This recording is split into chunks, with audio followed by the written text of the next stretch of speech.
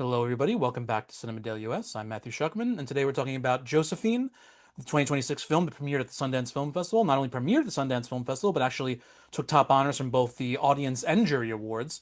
And we'll get right into it. But for those who are unfamiliar, I'm going to be a little vague in my description of the film because luckily I think that the precursor premise of the film was left a little vague as well before I went into it, and I appreciated that. So I want to leave it a little vague for you. The film, though, was written and directed by Beth. I'm going to mispronounce it. I'm sorry.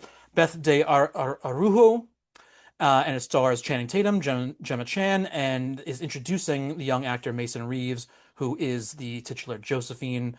And the plot revolves around when Josephine, early one morning on a run with her father, witnesses a crime, and then kind of how it impacts their lives necessarily. I mean, everybody's lives, but also this young girl's lives more importantly than anything else. So let's start off with the positives.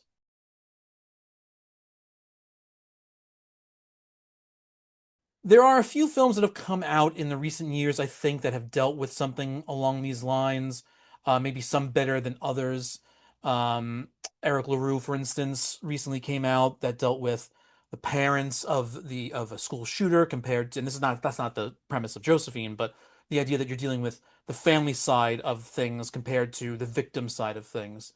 And in Josephine, what she witnesses is not only horrific for anybody, and including the victim, but for herself as well as a young child, though she doesn't understand it. And what's really great is delving into the idea of how these things, even though we are not personally involved with the act, how it affects us as people. And it's not just how it affects the young child, but also how the parents deal with it. And it's interesting to watch that unfold because a lot of times I'm kind of understanding where it's tough for them to describe things to a child who may not understand fully what they saw and what's going on.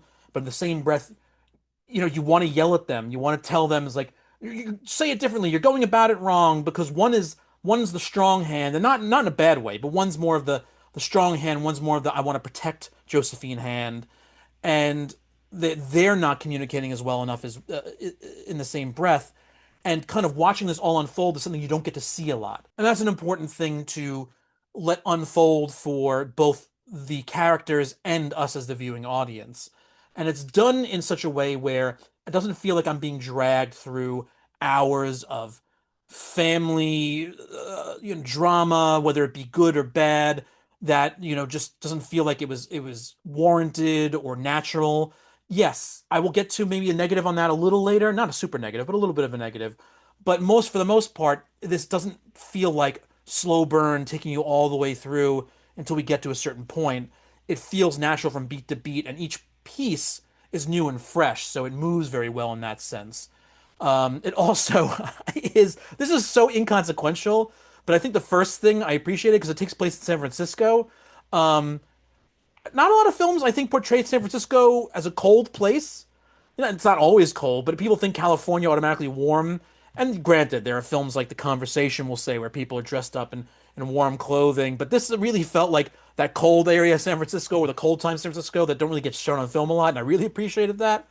There's also this, how do I be vague about this without ruining it? But there is this idea of the perpetrator of this crime basically he lives in Josephine's mind, so like he's just kind of there in the background and sometimes the foreground, but like it's not he's not really there, but you can it's his presence to her revolving around her life, and something about it is just really brilliant.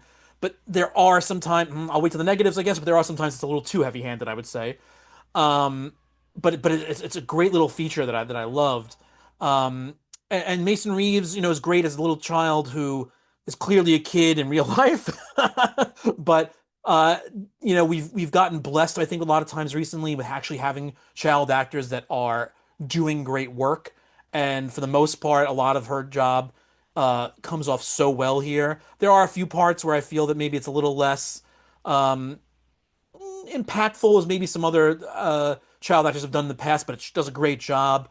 And there's also there's a scene where, again, since Josephine's a child, they have to do questioning with her in a certain way when it comes to the legal side of things.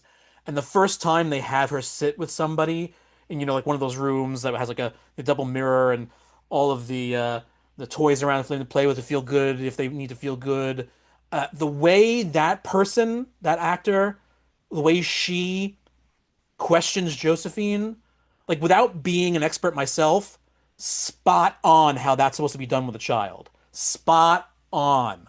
Like, I don't know how much they did research into the things that you should and shouldn't say to a child. I'm sure they did. Perfect. That's the way. Maybe that person was a real child psychologist too. I don't know.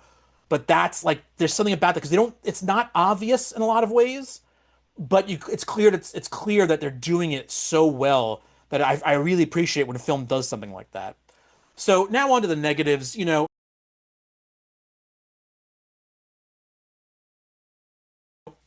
Again, going back to I think um, that idea of having the perpetrator, the victim, like around Josephine all the time, even though it's just a visage.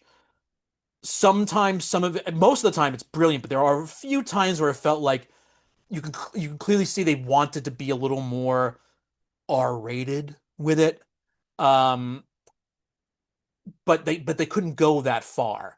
And it still is effective for what they do on screen in the final cut, but I almost feel like it was meant to be a little less more implied with some things and a little more visually visceral.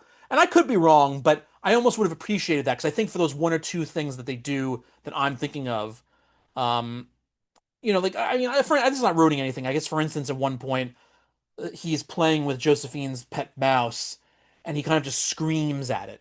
And it's a silent scream. You don't hear it.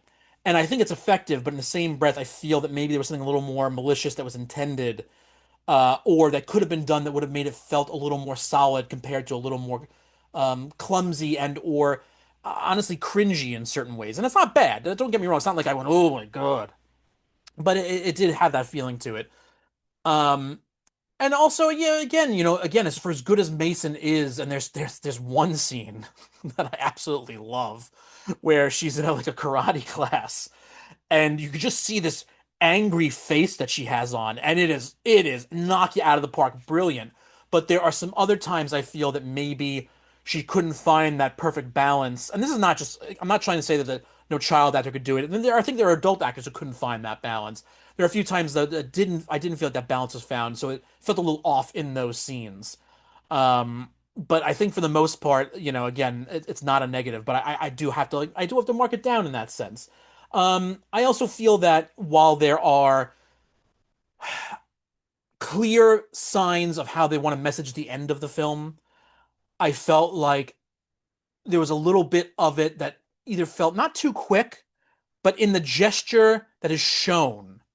And again, this is being vague because it's something that is kind of not repeated a lot through the movie, but it's something that's shown once or twice, and then it's repeated at the end to kind of help um affix this idea of how we all heal. I'll put it that way. I felt it went too quick in a lot of ways, and I felt it was a little too different. And granted, they were in a scene where it was a scenic portion of the film that was harder to do than what they were doing earlier. But I will say, it's a little note. That's all. It's a nitpicky thing, but it's a little note, and so I have to put it out there. So final grade, I would say B plus for Josephine.